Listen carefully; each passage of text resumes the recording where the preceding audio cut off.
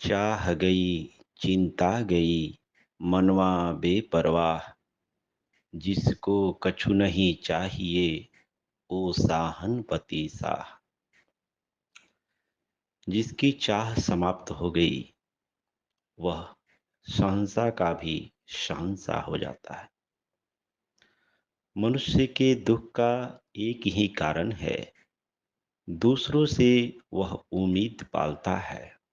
चाहे वह पति हो, पत्नी हो, पुत्र हो, पुत्री हो, पड़ोसी हो या मित्र हो। जब कोई व्यक्ति किसी के लिए कुछ करता है तो वह उससे उम्मीद पालने लगता है कि मैं इस व्यक्ति के लिए ऐसा कर रहा हूँ तो यह भी मेरे लिए इस तरह का करेगा।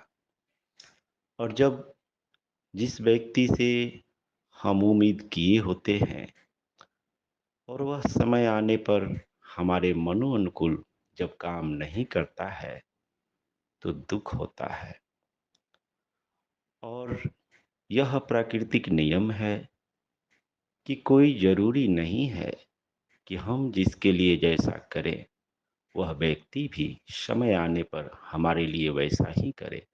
कोई आवश्यक नहीं है, क्योंकि हर मनुष्य का संस्कार अलग है और वह अपने संस्कार के अनुसार वह जीवन जीना चाहता है और वह जिएगा भी। तो हमें दुख इस बात का होता है और हम इसलिए रोते हैं कि मैंने इस व्यक्ति के लिए ऐसा ऐसा किया और यह मेरे लिए कुछ भी नहीं कर रहा है। हमने इससे उम्मीद की थी कि समय आने पर मेरा यह साथ देगा, मेरी सहायता करेगा, मैं जो चाहूँगा वह करेगा और यह कर नहीं रहा है। तो इस बात का सबसे बड़ा दुख होता है मनुष्य को। परिवार में, समाज में इन्हीं बातों के कारण अशांति होती है, कलह और क्लेश होता है। बाप अपने बेटे से उम्मीद पालने लगता है कि मैं परिश्रम पुरुषार्थ करके जो काम कर रहा हूँ, जो धन कमा रहा हूँ, यह बेटे के लिए कमा रहा हूँ और यह बेटा आगे चलकर मेरा आज्ञाकारी बनेगा। मैं जैसा चाहूँगा वैसा करेगा और आगे चलकर जब बेटा उसके प्रतिकूल काम नहीं करता है, उसके विपरीत हो जाता है, तब उसे दुख होता है कि मैंने इससे उम्मीद की थी, इसके लिए हमने इतना मेहनत किया, इतना परिश्रम किया और यह मेरा बेटा जिसके लिए हमने सब कुछ किया, आज वह मेरी बात नहीं सुन रहा है। पति पत्नी से उम्मीद कर बैठता है, पत्नी पति से उम्मीद कर बैठती है, पड़ोसी पड़ोसी से उम्मीद कर लेता है। महापुरुष कहते हैं हर मनुष्य के दुख का एक ही कारण है, दूसरों से उम्मीद रखना। दूसरों से जब कोई व्यक्ति उम्मीद करता है तो दुख होना स्वाभाविक है, क्योंकि वह व्यक्ति कोई आवश्यक नहीं है कि हमारे इच्छा अनुसार चलेगा। इसके विपरीत दूसरी सच्चाई है कि जो व्यक्ति अच्छे कार्य को करता है उसे दूसरे से उम्मीद पालने की जरूरत ही नहीं है, क्योंकि मनुष्य के किए हुए कर्म कई गुना बढ़कर उसके जीवन में लौटता है। हाँ, हम जिसके लिए कर रहे हैं भले ही वह व्यक्ति हमें हमारे लिए कुछ न करे, लेकिन हमारे किए हुए कर्मों का परिणाम कभी व्यर्थ नहीं जाता, दूसरों के माध्यम से लौट आता है।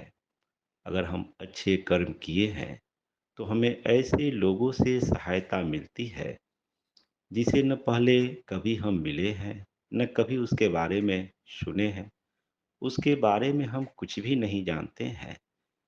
ऐसा व्यक्ति भी अचानक हमारे जीवन में आता है और वह हमारी सहायता करता है। तो उस समय सामान्य व्यक्ति समझ नहीं पाता है और उसके लिए भी रोता है कि जिसके लिए हमने किए वो नहीं किया और दूसरा व्यक्ति ने किया। यहीं पर आदमी समझ नहीं पाता है प्रकृति के नियम को।